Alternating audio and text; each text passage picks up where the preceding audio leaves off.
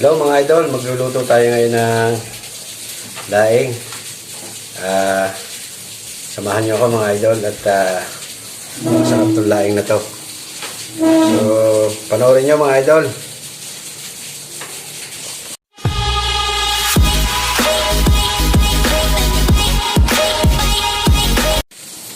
At syempre pa, meron tayo ditong ito yung dahon ng gabi. Tapos meron tayong dilis, ayan mga idol. Tapos meron tayong bawang, sibuyas at luya. Siyempre may suka, tsaka itong dato puti na patis, fish sauce. Tapos meron din tayong bechin mga idol. So optional lang yan, depende sa inyo kung gusto niyo maglagay. Kung ayaw niyo naman, okay lang din. Lagyan niyo na lang ng asin lang. Yan. Meron din tayong paminta mga idol, syempre hindi mawawala yung paminta. So ayan, so i-ready na natin. And of course nga pala mga idol, hindi mawawala ang ating niyog. Ayan yung gata, gata na siya, pinapiga na natin sa palengke yung unang gata at saka yung pangalawang gata. So dyan natin pakukuluan ng ating dahon ng gabi, ang ating gagawin laing. So panoorin nyo mga idol. Sana nating ihiwain ang ating mga sangkap, ang ating sibuyas. Yan, siyempre.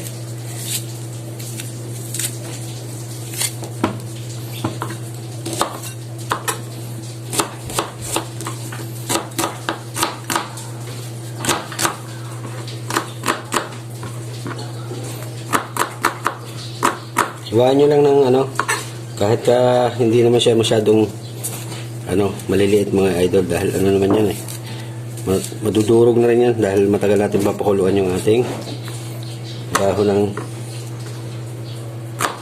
gabi. Siyempre susunod natin prepare ang ating bawang, tapos yun luya, sibuyas. So ayan mga idol, handa na ang ating mga sangkap, ang ating sibuyas, luya, bawang at saka yung siling green. So umpisa na natin magluto.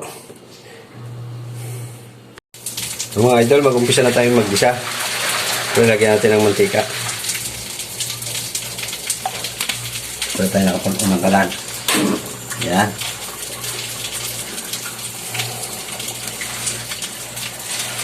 So, unahin natin ang bawang, siyempre.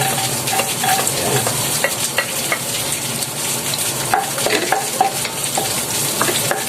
Pag medyo nag-brown na siya mga idol, ito susunod natin muna ang luya at sibuyas.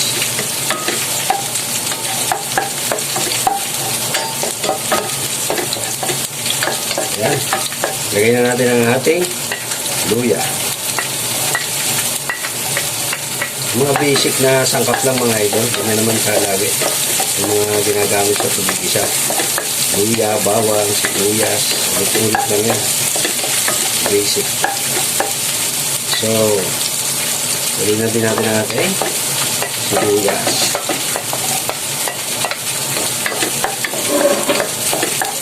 Yung sili natin green, mamaya natin ilalagay ito mga idol para hindi masyadong meron kasi tayong kasama minsan hindi mahilig sa sobrang maanghang. Pag nadurog yan, mapakaanghang yung kahit sili green yung mga idol.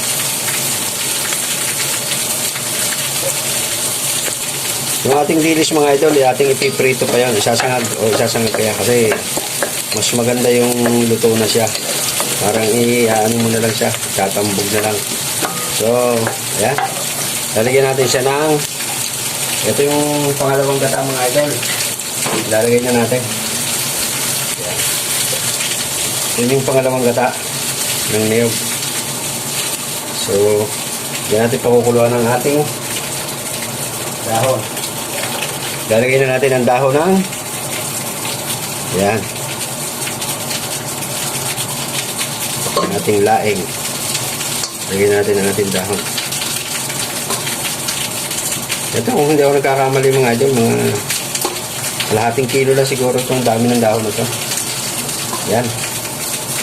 Siyempre pa, sabi ng iba, huwag daw haluin dahil makati daw pag hinalo. So hayaan lang natin siya dyan hanggang kuluan natin hanggang sa takpan muna natin hanggang sa kumulo siya hanggang mamaya, hanggang maluluto ng dahon.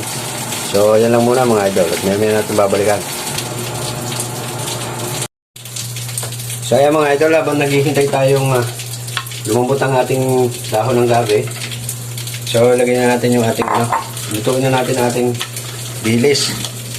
Ayan mga idol, ang ating dilis. So, lutuin na natin yan.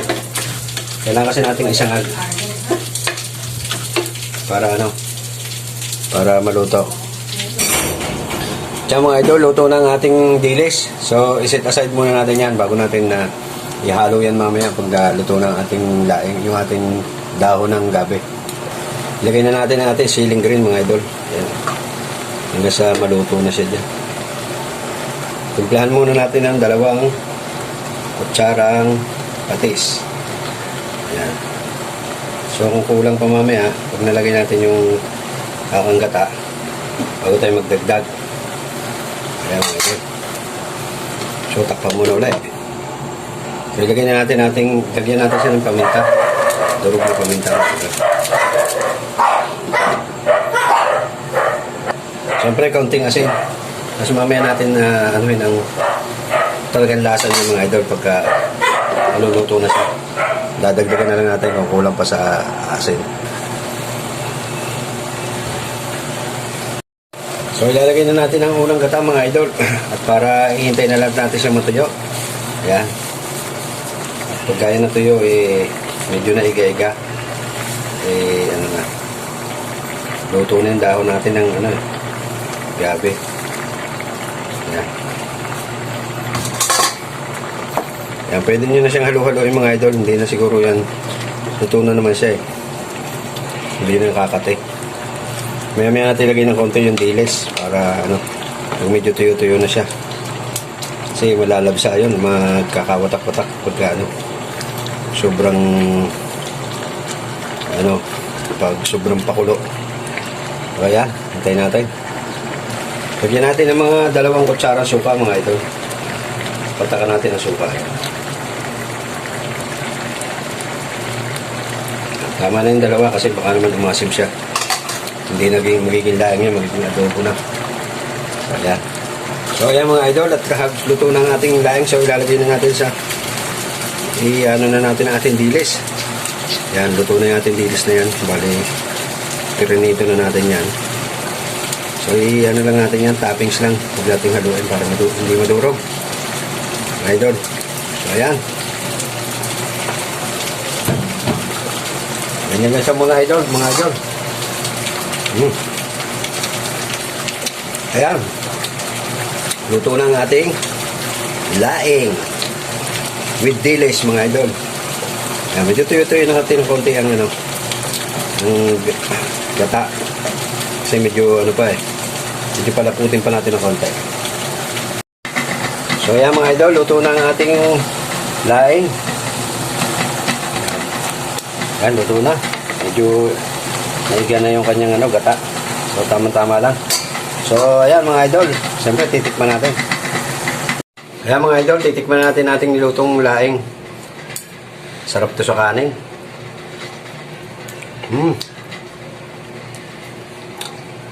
Tama-tama lang ang anghang mga idol, masarap.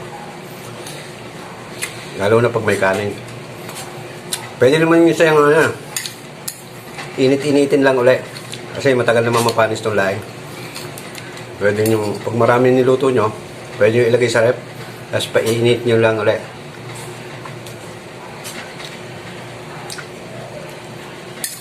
Masarap talaga pag may kanin mga idol.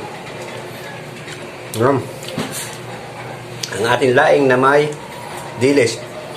Pero yun kayo maglagay ng giniling o yung daing talaga. Mas masarap din yun. Yun mga idol. Hanggang dito na lang at pakisubscribe po ng aking